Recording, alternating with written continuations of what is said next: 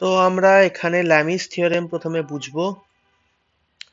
ল্যামিস থিওরেমে কি বলছে না বলছে যদি তিনটে ফোর্স একটা পয়েন্টে কাজ করে এবং সেই তিনটে ফোর্স যদি ইকুইলিব্রিয়ামে থাকে তাহলে প্রত্যেকটা ফোর্স প্রপোর্শনাল হবে অপর দুটো ফোর্সের মাঝখানে যে অ্যাঙ্গেল আছে তার সাইনের সঙ্গে প্রপোর্শনেট হবে। এটার কথার অর্থ হচ্ছে ধরা যাক পি ফোর্স আছে, কিউ ফোর্স আছে এবং আর ফোর্স আছে।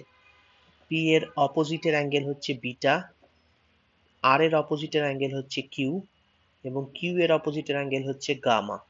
তাহলে এখান থেকে আমরা বলতে পারবো যে পি বাই পি এর অপোজিটের অ্যাঙ্গেল কি sine beta is equal to Q by sine gamma is equal to R by R এর অপোজিটের অ্যাঙ্গেল কি আছে alpha, R by sine alpha. এটাই হলো ল্যামিস থিওরেম, যেখানে বলে যে ফোর্স যেগুলো আছে তার অপোজিটের যে অ্যাঙ্গেল আছে সেগুলোকে ধরতে হবে এবং সেগুলো প্রপোর্শনেট হওয়া মানে সেগুলো ইকুয়াল হয়ে যাওয়া, মানে পি বাই সাইন বিটা হয়ে যাবে। পি হচ্ছে ফোর্সটা, তার অপর দিকের অ্যাঙ্গেল কি আছে বিটা। ঠিক একই রকম ভাবে কিউ হচ্ছে ফোর্সটা ডিভাইড বাই তার অপর দিকের angle sine, sine of gamma. আর হচ্ছে ফোর্সটা এবং তার অপোজিটের অ্যাঙ্গেল হচ্ছে আলফা, তাই এখানে সাইন আলফা করা হয়েছে। এইভাবে ল্যামিস থিওরেম এর মাধ্যম দিয়ে আমরা বিভিন্ন ফোর্সের প্রবলেম সলভ করতে পারি ইফ যদি তিনটে ফোর্স ইকুইলিব্রিয়ামে থাকে এবং তিনটে ফোর্স এইভাবে কনসেন্ট্রিক ওয়েতে কনকারেন্ট ওয়েতে কাজ করে থাকে। এখানে একটা অঙ্কে চলে আসে, এখানে বলা হয়েছে একটা ওয়েট যেটা 250 নিউটনের হাং করা আছে চেন দিয়ে, স্মুথ পুলি দিয়ে পাস করছে। আহ এটাকে পুল করে রাখা হয়েছে পি ফোর্স দিয়ে, অর্থাৎ কিনা এটা অনেকটা এরকম যে এই চেনটাকে এইভাবে এইভাবে আছে চেনটাকে পুল করে রেখেছে পি ফোর্স দিয়ে। যদি পুল করে না রাখতো তাহলে ব্যাপারটা অনেকটা এই জায়গায় হ্যাং করতো। এখানে নিচের দিকে 250 নিউটন ফোর্স আছে, বলেছে যে এই কত কিউ ফোর্স দিয়ে অ্যাক্ট করবে এবং এই দিকে একটা কিউ ফোর্স দিয়ে এটাকে টেনে রেখেছে সেটা কত সেটাকেও বের করতে বলেছে। এটা করতে গেলে আমাদের যেটা করতে হবে দেখতে হবে সেটা হচ্ছে গিয়ে এটাকে বিভিন্ন অঞ্চলে ভেঙে নিতে হবে। প্রথমে এই এ পার্টটাকে নিয়ে আলোচনা করতে হবে। যদি এ পার্টটাতে দেখি একটা 250 নিউটন তো নিচের দিকে অ্যাক্ট করছে, পি হচ্ছে বাঁ দিকে অ্যাক্ট করছে। এই ডান দিকে একটা টেনশন অ্যাক্ট করবে, এই টেনশনটা দু জায়গায় অ্যাক্ট করবে, অর্থাৎ কিনা একটা তো এই লাইন বরাবর এই পয়েন্ট বরাবর অ্যাক্ট করবে, একটা এই পয়েন্ট বরাবর অ্যাক্ট করবে, প্রোভাইডেড আমরা কোথা থেকে জিনিসটা দেখছি। যদি এ পয়েন্ট থেকে হয় তাহলে আমাদের ভাবতে হবে যে আমরা এ পয়েন্টে বসে আছি আর ছাতা খুলছি, তাহলে কি হবে ডাইরেকশনটা এই দিকে হয়ে যাবে। কিন্তু এটাই যদি এই বি পয়েন্টের থেকে হয় তখন ছবিটা কিন্তু একটু চেঞ্জ হয়ে যাবে। বি পয়েন্টের থেকে বসে টেনশন দেখলে টেনশনটা এরকম ডাইরেকশনে হয়ে যাবে, অর্থাৎ বি পয়েন্টে বসে ছাতা খুললে যেদিকে হবে সেটা ডাইরেকশন হয়ে যাবে। তাই টেনশন সবসময় দুটো ডাইরেকশনেই অ্যাক্ট করে।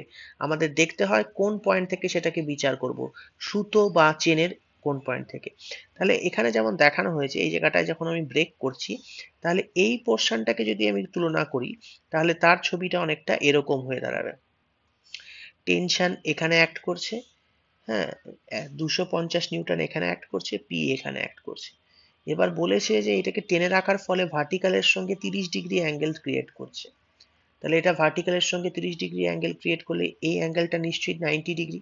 তাহলে এই টোটাল অ্যাঙ্গেলটা কত হচ্ছে 120 ডিগ্রি, যেটা কিনা এই টোটালটা। এটা অবভিয়াসলি ভার্টিক্যাল থাকবে, তার মানে এটা 90 ডিগ্রি। আর বাকি যেটা থাকলো সেটা কি করে বেরোবে, খুব সিম্পল। বাকি যেটা থাকলো সেটা বের করার জন্য আমাদের কি করতে হবে, 360 থেকে মাইনাস করতে হবে। 360 থেকে 90 আর 120 মাইনাস করলে 150 পেয়ে যাব। এবার আমাদের শুধু শুধু যেটা করতে হবে সেটা হচ্ছে এই অঙ্কটাকে ল্যামিস থিওরেম অ্যাপ্লাই করতে হবে। এবার যদি দেখা যায় যে এখান থেকে আমরা চিন্তা করি এই যে টি ফোর্সটা আছে টি, এই টি ফোর্সের উল্টো দিকের অ্যাঙ্গেল কি সাইন 90, তাহলে সাইন 90 হয়ে গেল। পি ফোর্সে যদি দেখি, পি ফোর্স হচ্ছে এটা, এর উল্টো দিকের অ্যাঙ্গেল কি 150, সাইন 150 হয়ে গেল। ঠিক একই রকম ভাবে 250 উল্টো দিকের ফোর্স কি অ্যাঙ্গেল কি 120, তাহলে সাইন 120 ডিগ্রি হয়ে যাবে। এবার প্রথম আর তৃতীয়টা নিলে আমরা পাবো T by sine 90 is equal to 250/120। এখান থেকে টি এর ভ্যালু পেয়ে যাব। ঠিক একই রকম ভাবে দ্বিতীয় এবং তৃতীয়টা নিলে আমরা কি পাবো, p/sin 150 is equal two 250/sin 120। তাহলে এখান থেকে পি এর ভ্যালুও পেয়ে যাব। যেহেতু আগেই প্রমাণিত হয়েছে টি ইজ ইকুয়াল টু কিউ, কেননা ওখানে বি পয়েন্টে দুটোই ফোর্স আছে, টি আছে কিউ আছে এবং স্থিতাবস্থায় আছে, তার মানে নিশ্চয়ই দুটো ইকুয়াল এন্ড অপোজিট। তাই জন্যই স্থিতাবস্থায় আছে। এখানে টি এর ভ্যালু আমরা পেয়ে গেছি, সেটাই নিশ্চয়ই কিউ এর ভ্যালু, তাহলে কিউ এর ভ্যালু কি হবে, যেটা টি এর ভ্যালু এসছে সেটাই হবে। তাহলে এইভাবে আমরা এই অঙ্কটাতে বলেছে যে পি অ্যাপ্লাইড কত আছে সেটা বের করো এবং কিউ কত আছে সেটা বের করো, দুটোই আমরা বের করে ফেলতে পারবো। নেক্সট আমাদের যে বিষয়টা একটু আলোচনা করব সেই বিষয়টা হচ্ছে moment of A force about a point. এটা কিভাবে বের হয়, মোমেন্ট কি করে বের হয়? মোমেন্ট বের হয়, ইট ইজ দ্য প্রোডাক্ট মানে হচ্ছে multiplication of force and perpendicular distance of the force from the line of action of the force. এর মানে কি? মানে হচ্ছে যদি এরকম একটা বস্তুর উপর একটা এফ ফোর্স অ্যাপ্লাই হচ্ছে, এটা ও পয়েন্টের রেসপেক্টে সাপোজ আমি মোমেন্টটা নিতে চাই, তখন আমার এটার যে লাইন অফ অ্যাকশন আছে, মানে এই যে লাইন অফ অ্যাকশনটা আছে সেখান থেকে আমাকে ওই ও পয়েন্ট থেকে পারপেন্ডিকুলার ডিস্টেন্স নিতে হবে। ও পয়েন্ট থেকে পারপেন্ডিকুলার ডিস্টেন্স হচ্ছে এটা, এটা 90 ডিগ্রি ক্রিয়েট করছে, এটার দৈর্ঘ্য কত সেটাকে আমাকে দেখতে হবে। তাহলে এই ফোর্স যেটা কিনা এফ ছিল, এই যে এফ ফোর্সটা তাকে মাল্টিপ্লাই করতে হবে ডিস্টেন্সটা দিয়ে, যেটা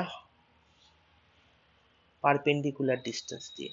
তাহলেই মোমেন্ট অ্যাট ও, মানে ও তে মোমেন্ট কত হবে সেটা বেরিয়ে যাবে। তাই জন্য মোমেন্ট বলছে, মোমেন্ট যদি তোমাকে বের করতে হয়, ফোর্সের এক কথা মোমেন্ট বের হয়, কোনো একটা পয়েন্টের সাপেক্ষে মোমেন্ট বের হয়, তাহলে সেই পয়েন্টে যেখানে মোমেন্ট নিতে চাচ্ছি সেই পয়েন্ট থেকে আমার ফোর্সের যে পারপেন্ডিকুলার ডিস্টেন্স সেটা নিতে হবে। এবার সেইটাকে ফোর্সটাকে দিয়ে মাল্টিপ্লাই করলে আমরা মোমেন্ট পেয়ে যাব। যেহেতু একটা মাল্টিপ্লিকেশন অফ ফোর্স এবং ডিস্টেন্স, তাই এর ইউনিট হয় নিউটন মিটার হতে পারে বা ডাইন সেন্টিমিটার হতে পারে। অর্থাৎ কিনা একটা ফোর্সের ইউনিট থাকবে, একটা লেন্থের ইউনিট থাকবে। এবার আরেকটা বিষয় বলার, যে ফোর্সের মোমেন্টের যে বিষয় আছে, মোমেন্টের বিষয় ডিপেন্ড করে যে আমরা মোমেন্টটাকে কোথায় অ্যাপ্লাই করছি তার উপর। এক নম্বর কথা, মনে করো এরকম একটা বস্তু আছে যেটা কিনা এ বি সি ডি দিয়ে বলা হয়েছে, বি পয়েন্টের রেসপেক্টে সাপোজ মোমেন্ট নিতে চাচ্ছি। এবার একটা ফোর্স পি অ্যাপ্লাই করেছি, পি এই ফোর্সটা অ্যাপ্লাই করেছি এরম জায়গায় অ্যাপ্লাই করেছি। তাহলে তাহলে এই যে ফোর্সটা গেছে, এই ফোর্সটা গেছে কিভাবে? এই ফোর্সটা গেছে হচ্ছে এইরকম ডাইরেকশনে গেছে, এটা লাইন অফ অ্যাকশন। তাহলে বি পয়েন্টের সাপেক্ষে পারপেন্ডিকুলার ডিস্টেন্স নিতে গেলে নিশ্চয়ই এই ডিস্টেন্সটা নিতে হবে। তাহলে আমি এই পি ফোর্সকে ডি ডিস্টেন্স দিয়ে মাল্টিপ্লাই করবো। মনে করি ফোর্সটা 10 আর এই ডিস্টেন্সটা মনে করো 1.2, তাহলে আমাদের মোমেন্ট অ্যাট বি কি হয়ে যাবে, 12 নিউটন মিটার হয়ে যাবে। এই ফোর্সটাই যদি নিচে নেমে আসে, এরকম জায়গায় নেমে আসে, তাহলে তো ডিস্টেন্সটা 1.2 মিটার থাকবে না। সাপোজ এই ডিস্টেন্সটা নেমে এসে হয়ে গেল 0.5 মিটার, তখন কিন্তু মোমেন্ট ওই একই জায়গায় মোমেন্ট নিচ্ছি, বিতেই মোমেন্ট নিচ্ছি, কিন্তু মোমেন্টের পরিমাণটা দেখো কমে যাচ্ছে, এটা 5 নিউটন মিটার হয়ে গেল, যেটা কিনা আগে 12 নিউটন মিটার ছিল। ফোর্স একই আছে, ডিস্টেন্স চেঞ্জ হয়ে গেল। তাই মোমেন্টের ক্ষেত্রে এটা সর্বদা সত্য, যদি আমরা যে ফোর্সটা অ্যাপ্লাই করছি সেটা যদি কমে যায় তেমন যেমন মোমেন্ট চেঞ্জ হতে পারে, সেটা যদি বেড়ে যায় মোমেন্ট চেঞ্জ হতে পারে। আবার ফোর্সটা ঠিক থাকলো, আমাদের ডিস্টেন্সটা চেঞ্জ হলো, ইনক্রিজ হলো বা ডিক্রিজ করলো, সেটাও কিন্তু মোমেন্টকে ইনক্রিজ বা ডিক্রিজ করবে। আরেকটা বিষয় খুবই গুরুত্বপূর্ণ, সেটা হচ্ছে মনে করি এই 10 নিউটন ফোর্সটা line of action of the B, যে পয়েন্টটা আছে বি পয়েন্টের সাপেক্ষেই বি পয়েন্টেই অ্যাপ্লাই হলো, মানে লাইন অফ অ্যাকশন কোথা দিয়ে যাচ্ছে, বি পয়েন্ট দিয়ে যাচ্ছে। এই লাইন অফ অ্যাকশন কোথা দিয়ে যাচ্ছে, লাইন অফ অ্যাকশন বি পয়েন্টেই হিট করছে। তাহলে ডিটা কি হয়ে যাচ্ছে, ডি কিন্তু তখন জিরো হয়ে যাচ্ছে, ডি কিন্তু তখন আমরা কিছু পাচ্ছি না, ডি জিরো হয়ে যাচ্ছে। এরম ক্ষেত্রে মোমেন্ট কিন্তু সর্বদা জিরো হয়। অর্থাৎ যদি কোনো পারপেন্ডিকুলার ডিস্টেন্স না থাকে, যে পয়েন্টে মোমেন্ট নিচ্ছি ফোর্স সে পয়েন্ট দিয়ে অ্যাক্ট করছে, তখন আমরা কোনো মোমেন্ট পাই না। একই রকম ভাবে এখানে যেটা বলার সেটা হচ্ছে গিয়ে, এখানে দেখো আমরা পি বাই ডি নিয়েছি, ফোর্স এখানে আমরা ডিস্টেন্সটা 1.2 ছিল, এখানে এখানে 1.2 রেখেছি, কিন্তু ফোর্সটাকে কমিয়ে দিয়েছি, তাহলে আমাদের মোমেন্টটাও কিন্তু কমে গেছে। আগে যেখানে 12 নিউটন মিটার এসেছিল, সেখানে আমরা মাত্র 2.4 নিউটন মিটার পাচ্ছি। তাহলে এটাকে আমরা ফিজিক্যাল সিগনিফিকেন্স অফ মোমেন্টের মধ্যে ধরতে পারি, যে মোমেন্ট অ্যাকচুয়ালি এর ডিস্টেন্স বা ফোর্স দুটোই যখন চেঞ্জ হতে থাকে, মোমেন্টও কিন্তু চেঞ্জ হতে থাকে। লাস্ট আমরা যেটা আসবো সেটা হচ্ছে positive moment and negative moment. এখানেও দেখা যাচ্ছে যে একটা বস্তু আছে এ বি সি ডি। এই বস্তুর উপর মনে করো একটা 10 নিউটন ফোর্স এদিক থেকে অ্যাপ্লাই হচ্ছে, এবং এই ডিস্টেন্সটা হচ্ছে 1 মিটার। তাহলে এই বস্তুটাকে উল্টে দেওয়ার প্রবণতা কোনটা হবে? এই ডাইরেকশনটা হবে, এই ডাইরেকশনটা। তাহলে এটাকে আমরা কি বলতে পারি? ক্লকওয়াইজ ডাইরেকশনে বস্তুটা উল্টে যেতে চাচ্ছে। তখন সেক্ষেত্রে মোমেন্ট কত হবে? 10 হচ্ছে ফোর্স, 1 মিটার হচ্ছে ডিস্টেন্স, 10 নিউটন মিটার মোমেন্ট হয়ে যাবে। ঠিক একই রকম ভাবে যদি আমরা আরেকটা ফোর্স যেটা আছে, সেই ফোর্সটা মনে করো 10 নিউটন আছে, সেটা এই বরাবর অ্যাক্ট করছে, তাহলে এ যে মোমেন্টটা দেবে সেটা এই দিকে মোমেন্ট দেবে, এই দিকে বস্তুটাকে উল্টে দিতে চাইবে, যেটা ক্লকের উল্টো দিকে, তাহলে এটা আমরা অ্যান্টি ক্লকওয়াইজ বলি। তাহলে যে কোনো মোমেন্টের যে পোর্শনটা আছে, ক্লকওয়াইজ হোক বা অ্যান্টি ক্লকওয়াইজ, এটাকে কোনো একটা ডাইরেকশনকে, কোনো একটা আইদার একটাকে পজিটিভ একটাকে নেগেটিভ ধরতে হবে। সেটা আমাদের উপর ডিপেন্ড করে কোনটা ধরতে চাচ্ছি। মনে করছি আমরা ক্লকওয়াইজকে পজিটিভ ধরলাম, ক্লকওয়াইজকে যদি আমরা পজিটিভ ধরি তাহলে অ্যান্টি ক্লকওয়াইজ সবসময় নেগেটিভ হয়ে যাবে। তাহলে এখানে আমাদের যে এই যে অ্যান্টি ক্লকওয়াইজ মুভমেন্ট বেরিয়েছে 10 × 2, ডিস্টেন্স 2 ধরেছি, তাহলে এটা নেগেটিভ হলো -20। তাহলে ওভারঅল মোমেন্ট বি পয়েন্টে কি হলো? একটা +10 একটা -20, তাহলে হবে -10 নিউটন মিটার হলো ওভারঅল মোমেন্ট। অর্থাৎ এই বস্তুটা যদি এই দুটো ফোর্স অ্যাপ্লাই করার পরেও কোনো সময় উল্টে যেতে চায়, তাহলে ও কিন্তু এই অ্যান্টি ক্লকওয়াইজ ডাইরেকশনেই উল্টোবে, ক্লকওয়াইজ ডাইরেকশনে কিন্তু উল্টোবে না। ক্লকওয়াইজ ডাইরেকশনে যা ওর মোমেন্ট ছিল সেটাকে এ নেগেট করে extra 10 newton metre moment anti clockwise ডাইরেকশনে দিয়ে দিচ্ছে। তো মোমেন্ট নেওয়ার সময় আমাদের একটা সাইন কনসিডার করতে হয়, হয় আমরা ক্লকওয়াইজকে পজিটিভ ধরি, অ্যান্টি ক্লকওয়াইজকে নেগেটিভ ধরি, অথবা আমরা এরকমও করতে পারি ক্লকওয়াইজকে নেগেটিভ, অ্যান্টি ক্লকওয়াইজকে পজিটিভ। শুধু আমাদের একটাই মাথায় রাখতে হবে, একটা নির্দিষ্ট নিউমেরিক্যাল বা নির্দিষ্ট অঙ্কে আমরা কখনোই সাইন চেঞ্জ করতে পারবো না। যে সাইনটা ধরে চলবো সেই সাইনটাই আমাদের রেখে পুরো অঙ্কটা সলভ করতে হবে। আমাদের লিখে নিতে হবে considering clockwise moment as positive and anti-clockwise moment as negative, লিখে আমাদের অঙ্কটা সলভ করতে হবে।